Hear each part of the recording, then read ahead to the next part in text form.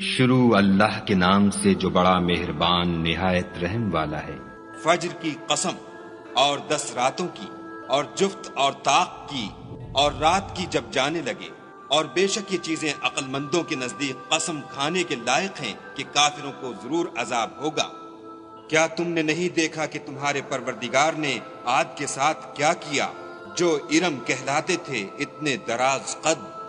کہ تمام ملک میں ایسے پیدا نہیں ہوئے تھے، اور سمود کے ساتھ کیا کیا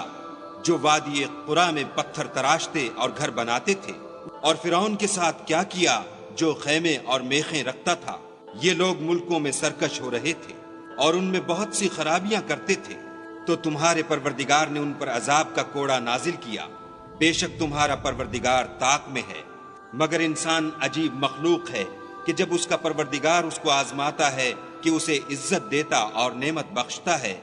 تو کہتا ہے کہ آہا میرے پروردگار نے مجھے عزت بخشی، اور جب دوسری طرح آزماتا ہے کہ اس پر روزی تنگ کر دیتا ہے تو کہتا ہے کہ ہائے میرے پروردگار نے مجھے ذلیل کیا۔ نہیں، بلکہ تم لوگ یتیم کی خاطر نہیں کرتے اور نہ مسکین کو کھانا کھلانے کی ترغیب دیتے ہو،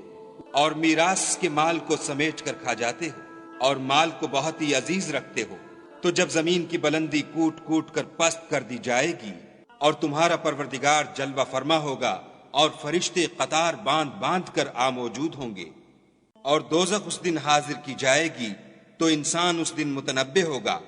مگر اب انتباہ سے اسے فائدہ کہاں مل سکے گا۔ کہے گا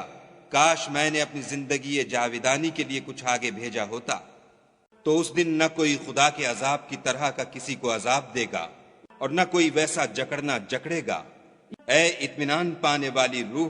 اپنے پروردگار کی طرف لوٹ چل، تو اس سے راضی وہ تجھ سے راضی۔ تو میرے ممتاز بندوں میں شامل ہو جا اور میری بہشت میں داخل ہو جا۔